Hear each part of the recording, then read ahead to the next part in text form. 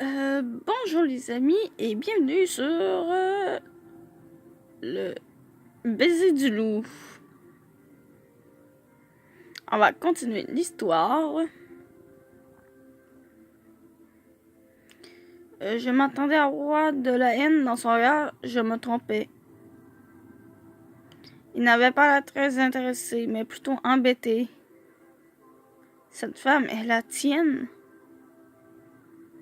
Oui, désolé pour l'attendre. Ariel, voici mon père. Enchanté de voir. Je m'appelle Berger Ariel. Ça ne dit même pas ça. Je m'éloignais légèrement d'Ibuki pour présenter mes respects. Son père se contentait d'abaisser légèrement la tête. J'aurais pu me ravier qu'à ton âge tu trouves enfin une femme, mais c'est une humaine. Je vais te présenter une femme digne de ce nom.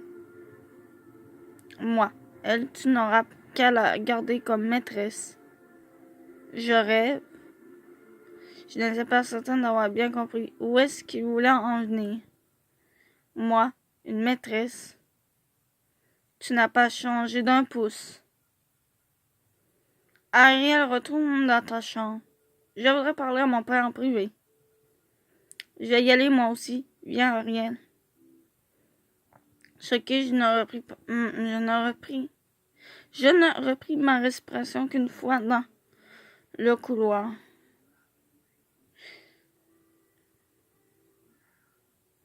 Mes mains étaient moites de soie, tant cette présentation m'avait mise dans le mal. Je le connais depuis longtemps, tu sais, ce n'est pas quelqu'un de mauvais, mais il peut m'être très mal à l'aise. Ruka passa la main dans ses cheveux. Ibuki aussi ressemble à son père sur ce point. J'aurais bien voulu entendre ce qu'il avait à dire sur le fait de faire de moi sa maîtresse. J'ai entendu pas mal de rumeurs ces derniers temps, mais on dirait que vous êtes bien rapprochés tous les deux, non? On peut dire ça, oui, mais je n'ai pas encore dit que j'acceptais de devenir sa femme. Ah oui? Bon. Sérieux, j'ai un bleu là. Bon, ah, une mission. Donc, et voilà, mission terminée. Ouais, bah du coup, je voulais pas perdre de temps pour vous montrer, genre. Donc, qu'est-ce qu'ils disent encore? Ok, oui, ok. Bon, on continue l'histoire. Tout à l'heure, c'était pas marqué. Du coup, ça veut dire que je peux faire de toi ma femme? Pardon. Il m'attrapa par le bras avant de se coller contre moi. Une drôle de lueur brillait dans ses yeux. Je peux entrevoir sa marque au niveau de tes seins. Montre-moi. Hein? Elle est magnifique. Il tira sur mon décolleté pour mettre en lumière la marque en forme de fleur que j'avais sur la poitrine. Tout à coup, une douleur me saisit. Ça va pas, non? Ah, j'adore quand tu fais cette tête. Bon, j'ai un rendez-vous qui devrait pas tarder. Je dois y aller. Elle réagissait comme s'il n'avait cherché qu'à me taquiner. Je le regardais ainsi disparaître dans le couloir bouche bée. Et il a touché ta marque. Il m'a plus taquiné sur le sujet que touché réellement. Le soir même, j'avais retrouvé Ibuki dans sa chambre pour boire le thé et j'avais tout de suite abordé le sujet de Ruka. Quoi? Il poussa un profond soupir avant de poser sa tête sur mes genoux. Qu'est-ce que tu fais? Laisse-moi un peu en profiter. Il va dormir sur mes genoux. Ben, en quoi cela te dérange?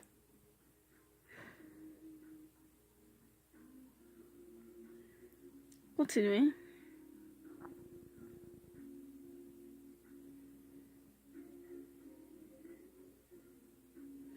Je sentis sa tête s'alourdir peu à peu, preuve qu'il était sur le point de s'endormir.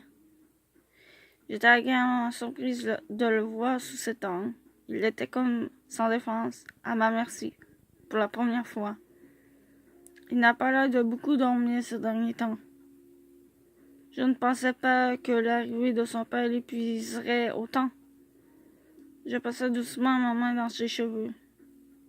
Les traits de son visage s'adoucirent, ce qui me fit sourire. Plusieurs jours plus tard, enfin prêt à en faire le tour des lieux sur cette liste pour voir. Tu es sacrément motivé, dit donc. On avait établi une liste de bars et de boîtes nuit potentiellement intéressantes pour notre enquête. À cause de cette drogue, des centaines de jeunes sont en danger. Je suis obligé d'agir vite. Je croyais que c'était un travail d'équipe. Sans faire pas un peu trop. Mais non, je te fais confiance. Ah, merci. Bon, on y va. Il se frappa doucement le visage pour se donner du courage. On remonta quelques rues où les néons brillaient dans la nuit, la main jamais très loin de notre rang de service. Donc, tu es allé dans celui-ci. Il pointait du doigt l'un des bars de la rue. Lorsqu'on poussa tous les deux la porte de ce lieu, une voix familière me figea sur place. Ok. Qui? C'est qui? C'est ce qu'on va savoir tout de suite. Chapitre 13, sa fiancée. Tu as été vérifier celui-ci? Une petite heure s'était déjà écoulée depuis que nous avions commencé à faire le tour des établissements. Nous en étions au 5e lorsque Kotaro plissa les yeux. Pas encore, pourquoi? Pour rien. Pourquoi est-ce qu'il est en colère tout à coup? Je regardais de biais Kotaro poussait la porte du bar en question. Bien... ok, ouais. Mais ce ne serait pas Kotaro? Hein? Du jazz jouait en fond lorsqu'un homme très élégant nous accueillit.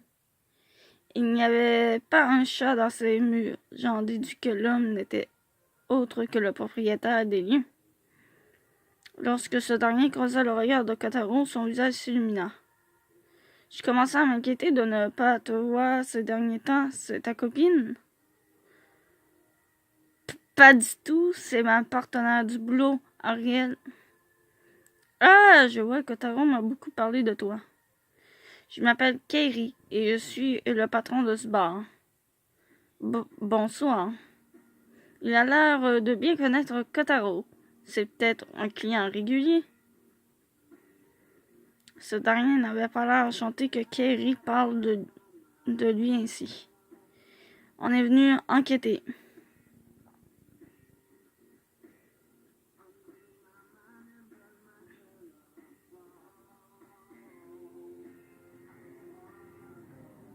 Bon, continue l'histoire. Kotaro semblait connaître Kairi depuis un bon bout de temps, car il expliquait à son détour ce qu'on était venu faire ici. Même. Un trafic de drogue, je ne fais pas ça ici. C'est vrai qu'il m'arrive de faire de temps à autre quelques mélanges de pilules, mais rien d'extraordinaire. Ce que tu fais est la définition même d'un trafic de drogue. Mais ce sont des médicaments légaux. Taisez-vous, tous les deux. Je séparais d'un geste, sentant la bagarre pointer le bout de son nez. Soudain, Kairi s'enfonça son visage dans le creux de ma nuque. Mais qu'est-ce qu'il fait? C'est bien ce que je me disais. Tu dégages la même odeur qu'une de mes connaissances. Pardon. Enfin bon. Je sais juste que les médicaments que je prépare ici, c'est légalement en vente dans les pharmacies que je peux le prouver. Il s'empara de son téléphone et appela aussitôt quelqu'un. Quelques minutes plus tard, quelqu'un se présentant à nous. Quand il m'a dit que des policiers faisaient une enquête sur son bar, je ne m'attendais pas à tomber sur toi, Ariel. Ibuki, c'est bien ce qui me semblait. Vous vous connaissez tous les deux. Le monde est vraiment petit. Je comprends plus rien. Qu'est-ce qui se passe là? Ibuki sourit à la remarque de Kotaro et sortit un papier de son attaché case. Je sais pas si c'est son nom de main. Quand vous aurez lu ça, je pense que vous vous rendrez compte que vous faites fausse route. Ah ah, je m'en doutais un peu que c'était Ibuki. Information, bonjour, oh non, que faire? Hey, mais je l'ai fait en 10 minutes, là. On va utiliser. On reste en masse de temps. On va utiliser mon dernier. Et on va continuer l'histoire. Route spéciale. J'en fais une sur 2. Route spéciale.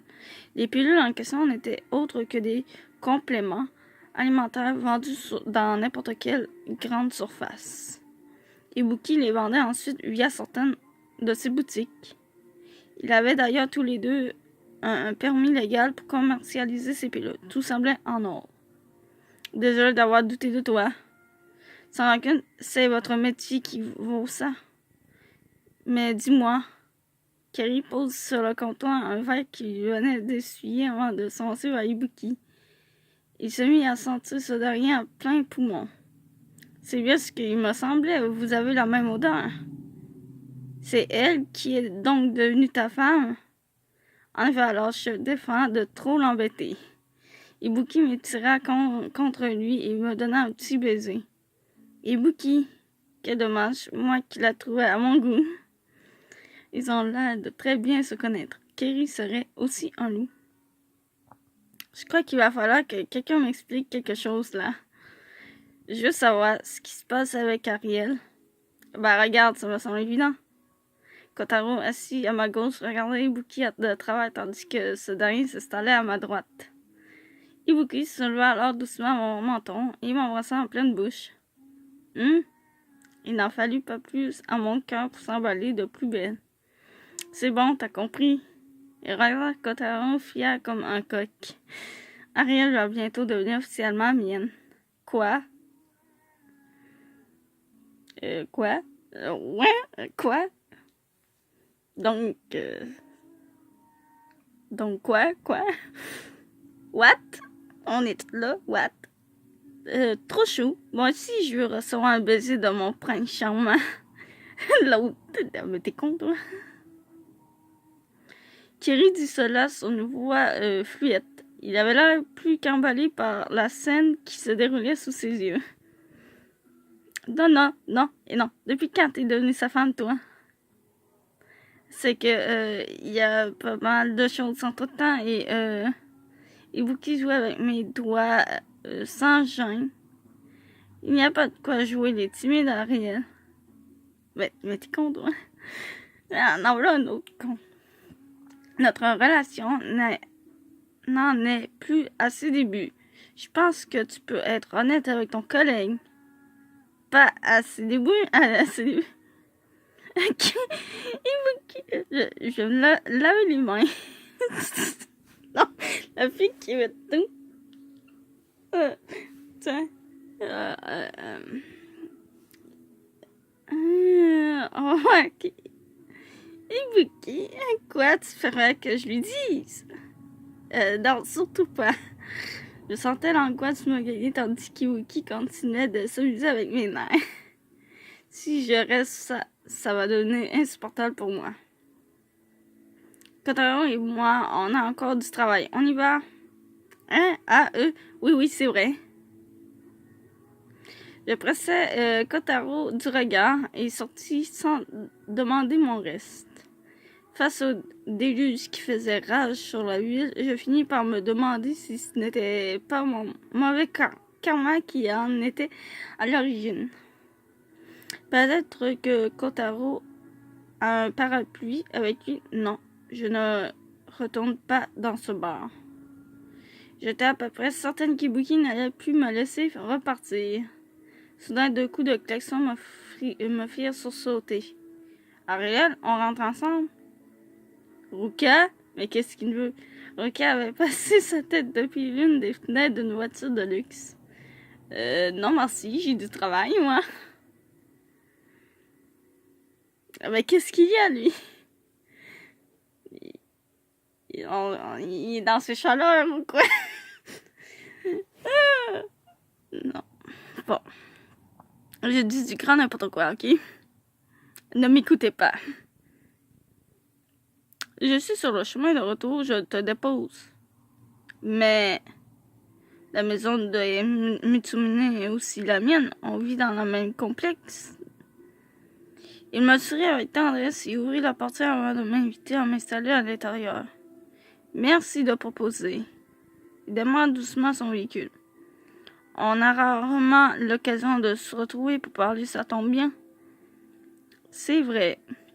C'est vrai qu'on n'a pas beaucoup parlé depuis cette soirée dans les ruines. La pluie battait son plein au dehors. Je regardais le spectacle perdu dans mes pensées. Cette nuit-là, deux loups s'étaient présentés à moi. C'était de là que toute cette histoire avait commencé. Mais on avait dans l'exact opposé du manoir.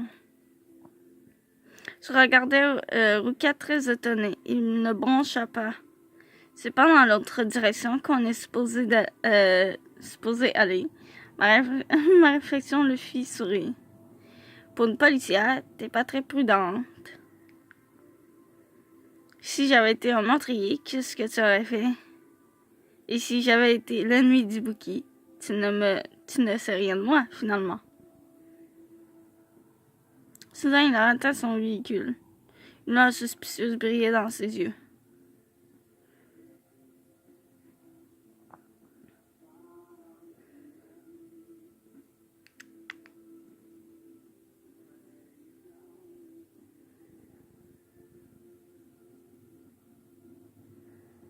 Ah, il m'en reste 2, déjà.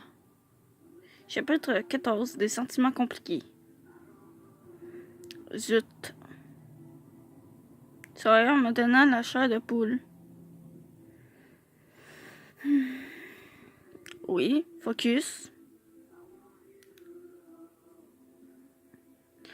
Sentant le danger arriver, j'ouvris la portière sans réfléchir et tentai de sauter en dehors de la voiture. Reviens par là. Ruka me rattrapa au dernier moment et me ramena dans l'habitacle. Qu'est-ce qu'il fait? Laisse-moi partir, Ruka. Et pourquoi ça? Je compte te faire mienne. Pardon. Il plaqua ses mains sur mon corps pour m'empêcher de me débattre de trop, je pense. Ses yeux avaient toujours cette même couleur saphir, mais son regard était beaucoup plus noir d'ordinaire. Tant que tu portes sa marque sur ton corps, tu lui appartiens. Mais il ne tient qu'à moi de te marquer avec la mienne. Il est pas sérieux? Tu n'étais pas au courant? Franchement, je suis sûre qu'avec le temps, tu finirais par tomber sous mon charme. Comme le dit si bien son père, je suis plutôt agréable comme personne. Il fit glisser ses longs doigts le long de ma nuque. Si j'arrivais à te faire mienne, j'aurais gagné sur Ibuki. Il se passerait exactement la même chose s'il essayait de te voler à moi.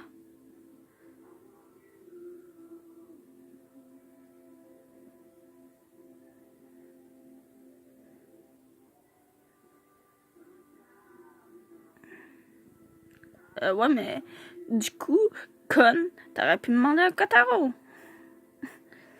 Que me semble vous avez sorti tous les deux en même temps et j'ai pas tout suivi là. T'sais, là-dessus, j'ai pas tout suivi là.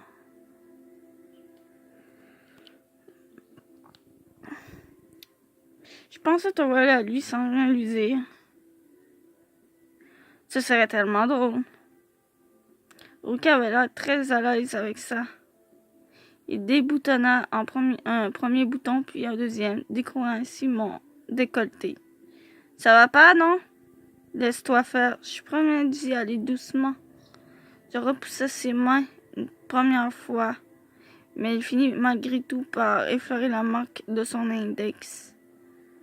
Je vais enlever l'odeur d'Ibuki que tu portes sur toi. Ou est-ce que la marque me fait aussi mal? Peut-être est-ce parce que je n'étais Peut-être est-ce que parce que je n'étais pas la femme d'Oruka, mais bien celle d'Ibuki. D'horribles frissons me saisirent, mais je fis tout pour ne rien laisser paraître.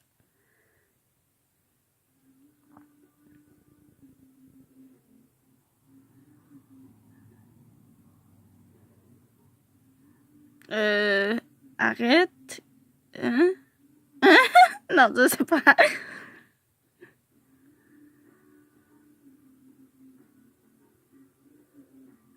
Non, je vais faire un. Vous n'avez rien en commun. Tu as juste sur ce point.